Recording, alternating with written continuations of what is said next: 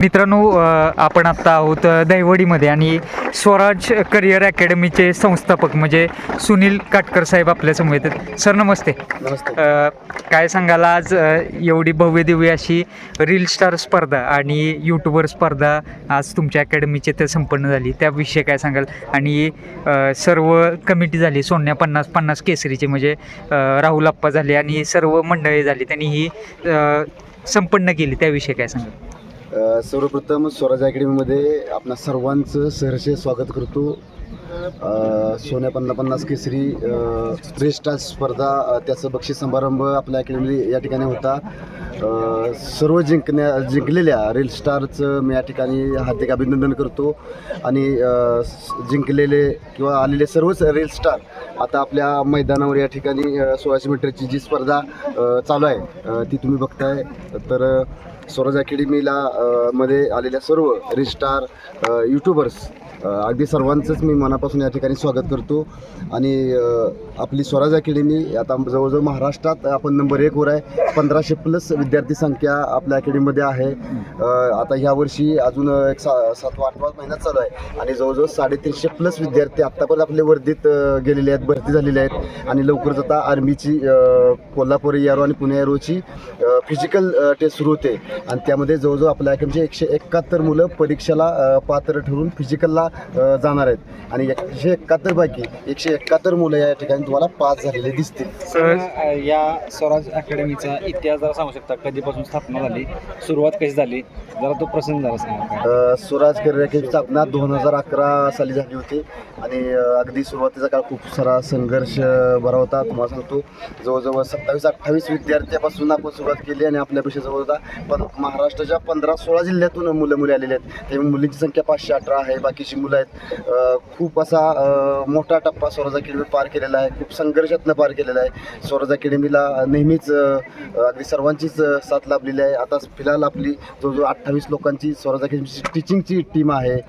जवळजवळ आपल्या स्वराज अकॅडमीची मेस म्हणा तर 1200-1300 लोकांचं रोज जेवण आपल्या मेसमध्ये बनतं आहे. खूप मोठ्या लेवलला आपल्या अकॅडमी काम करते आणि त्याचा मला सारखा अभिमान. सर, दिवसभराचं रुटीन कशा पद्धतीने असतंय? डाएट झालं किंवा व्यायाम झाला आणि एक पालकांनी पण तुमच्यावर एक जबाबदारी टाकली की बाबा पालकांना पण कुठेतरी वाटतं आपल्या मुलानं काहीतरी संपूर्ण महाराष्ट्रभर नाव करावं, ती एक जबाबदारी कशी वाटते? सर्वात अगोदर मी तुम्हाला रुटीन सांगतो. आपल्या अकॅडमीमध्ये रुटीन जे आहे, आर्मीची बॅच चालते. आर्मीची बॅच सेपरेट रुटीन चालतंय. म्हणजे आर्मीच्या बॅचचं आता लेखी परीक्षेची त्यांची तयारी संपलेली आहे, ते क्वालिफाय झालेले आहेत आणि म्हणून आपण आर्मीची जी बॅच रनिंग करते, रात्री 1 वाजता आपलं रनिंग सुरू होतं आहे. आर्मीची जी फिजिकल बॅच आहे ती 3 वेळा या ठिकाणी प्रॅक्टिस करतायत. रात्री एक वाजता उठते, त्याच्यानंतर दुपारी 11 ते 1 आहे, संध्याकाळी पुन्हा पुलअप्स वगैरे व्यायाम, असं 3 वेळा आर्मीचं फिजिकल चालतं आहे. पोलीसचं फिजिकलसाठी आपण मुलांना 4 वाजता उठवतो आहे, 5 वाजता फिजिकल सुरू होतं आहे. आणि पोलीसमध्ये ज्युनियर बॅच आहे, त्यांचं 6 वाजता फिजिकल सुरू होतं आहे. आपल्याकडं ज्युनियरची बी आणखी एक अशी बॅच आहे की त्यांची भरती ह्या वर्षी नाही आहे, तर त्यांचं फिजिकल आपण थोडंसं उशिरा सुरू करतो आहे. म्हणजे जो विद्यार्थी ज्या भरतीचा आहे, पोलीसच्या भरतीचं विद्यार्थ्याचं फिजिकल वेगळं चालतं आहे किंवा त्यांची टोटल भरतीची तयारीची प्रोसेस वेगळी चालते. आर्मीवाल्यांची वेगळी आहे, स्टाफ सिलेक्शनची वेगळी आहे. म्हणजे जो विद्यार्थी जी भरती देणार आहे त्या पद्धतीने वेगळे शेड्यूल या ठिकाणी आहे. जेवणाचं म्हणाल तर सकाळी नाश्ता सकाळी 8 ते 9 दरम्यान असतो, 1 ते 2 दुपारचं जेवण असतं आणि संध्याकाळी 8 ते 9 दरम्यान पुन्हा एकदा जेवणाची सोय या ठिकाणी केलेली असते. बरं, आणि ती जबाबदारी तुम्ही म्हणजे पार पाडताय एक ॲज अ संस्थापक म्हणून, ॲज अ कोच म्हणून, त्याविषयी काय? आता मी संस्थापक म्हणून काम करतोच आहे, परंतु माझ्या मागं खूप मोठी खूप काबिल अशी टीम आहे. म्हणजे पहिली बात माझा संपूर्ण परिवारच ह्याच्या ठिकाणी काम करतो. मुलीच्या कॅम्पवर मी, माझी मुलगी, माझी मिसेस आहे. इकडे मुलांच्या कॅम्पवर माझी आई, भावाची मिसेस, भाऊ आणि बाकी तुम्हाला सांगतो संपूर्ण परिवारच माझा या ठिकाणी काम करतोय. त्याच्याशिवाय आणखी आमची शिक्षकांची टीम 28 लोकांची टोटल टीम आहे. ज्या ठिकाणी परिवार काम करतो त्या ठिकाणी पराभव होत नाही आणि पवित्रता असते. हेच आमच्या खास करून स्वराज अकॅडमीचं हे वैशिष्ट्य आहे. सुरुवातीला किती मेंबर होते आणि आत्ता सध्या काय स्थिती आहे? कसं ट्रान्सफॉर्मेशन? विचारता नाही, पट पण विचारतोय आणि कसा प्रोग्रेस होत गेला ते सर्व काही सांगा. आणि सुरुवातीच्या काळात तर सुनील काटकर एकटाच झेंडा घेऊन पळत होता. अच्छा. मात्र स्वराज अकॅडमीमध्ये विद्यार्थी भरती व्हायला लागले, स्वराज अकॅडमी सिस्टम मोठी व्हायला लागली. त्याच पद्धतीनं मग आमची टीम मोठी मोठी अशी होत गेली आणि आता महाराष्ट्रामध्ये नंबर 1ची टीचिंग टीम माझ्याकडे आहे आणि म्हणूनच माझ्याकडे महाराष्ट्रात नंबर 1ची पटसंख्या 1500+ अशी आहे. विद्यार्थ्यांच्या मनामध्ये पण जिद्द असते, त्या जिद्दीविषयी काय सांगाल? कारण आपल्याला काहीतरी करायचं त्याविषयी काय, म्हणजे तुम्हाला कधी बोलून दाखवतात का सर काहीतरी बनायचं आणि मी बनवून दाखवतो? महाराष्ट्रातल्या माणसांना सैन्यामध्ये जायचं, मध्ये जायचं तसं शिकवावं लागत नाही. मासा पाणी खेळे गुरु कोणता याचा.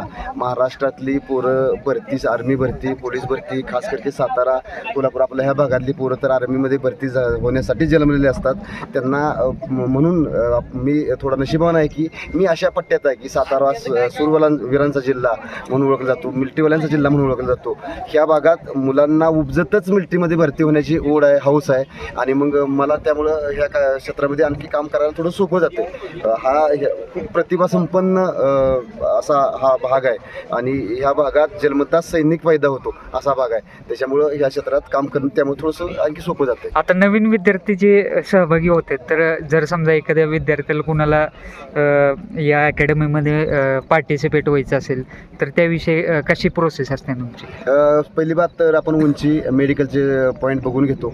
त्यात तर विद्यार्थी बसला असेल तर आपण अकॅडमी ॲडमिशन देतो. त्यामुळे उंची पोलीस भरतीसाठी 165 सेंटीमीटर असणं गरजेचं आहे, आर्मीसाठी 168 सेंटीमीटर असणं गरजेचं आहे, स्टाफ सिलेक्शनसाठी 170+ उंची असणं गरजेचं आहे आणि मेडिकलचे बरेच पॉईंट आहेत. हे बेसिक जर पॉईंट क्लिअर असेल तर मग आपण या ठिकाणी ॲडमिशन देतो. आता मुलं धावत आहेत पण काही टेक्निकल गोष्टी पण महत्त्वाच्या आहेत, म्हणजे तर त्या कशा पद्धतीने बघतं, म्हणजे सर्व चिपसेट वगैरे असं काही म्हणजे टायमिंग वगैरे किती ते सर्व गोष्टी मेजर केल्या जातात का? म्हणजे विद्यार्थ्याच्या रनिंगमध्ये किंवा त्यामध्ये काही इम्प्रूव्हमेंट होते का ते बघितलं जाते का? आता फिलहाल तुम्ही जी 1600 टेस्ट बघत होता अच्छा. त्यासाठी आपण जी RFID सिस्टम आहे टाइम चेक करण्यासाठी अनेक ठिकाणी स्टॉपवॉच टाइम धरला जातो, तो ॲक्युरेट येत नाही म्हणून आपण RFID सिस्टम ऑटोमॅटिक सिस्टम आहे. विद्यार्थी ज्याच्या पाठीवरच आपण या ठिकाणी टॅग लावलेला आहे, त्या स्कॅनरच्या खालून विद्यार्थी धावत गेला की ते ॲटोमॅटिक ते चेक करत असतं.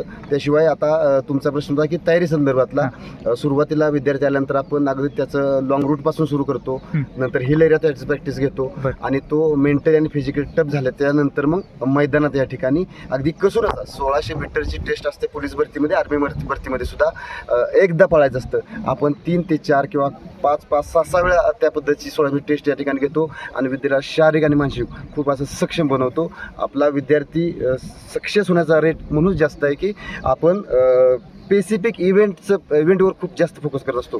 जसं पोलीस भरती गोळा फेक आहे, 100 मीटरची तयारी आहे आणि 1600 मीटरची जी तयारी आहे, आपण विद्यार्थ्याला जी भरतीमध्ये एकदा करायची तिथे 5-6 वेळा दररोज रिपीट करून घेतो. अगदी आठवड्यात एकदा लॉंग रूट आहे, हिल एरियामध्ये आपण विद्यार्थ्यांना घेऊन जातो.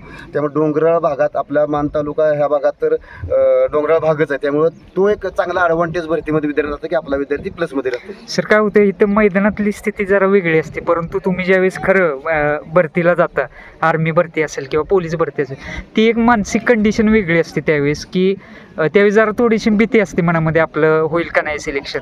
तर ती मानसिक तयारी कशी करून घेता, ती एक मोठं चॅलेंज आहे विद्यार्थ्यांचं.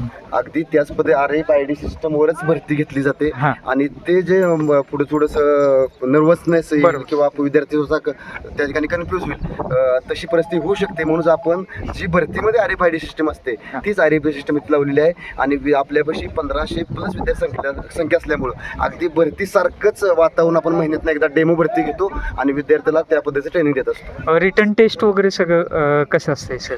रिटर्न टेस्टची तयारी आपण असं करून घेतोय, ज्या विद्यार्थी आता नवीन आहेत भरती क्षेत्रामध्ये त्यांच्याकडे जास्तीत जास्त त्यांना आपण टीचिंगचं सिलेबस कव्हर करण्याकडे भर देतो आणि जो विद्यार्थी जुना आहे, 1-2 भरती दिलेला आहे आणि आपल्याकडं आता आलेला आहे तर त्याचा आपण दररोज या ठिकाणी पेपर घेतोय.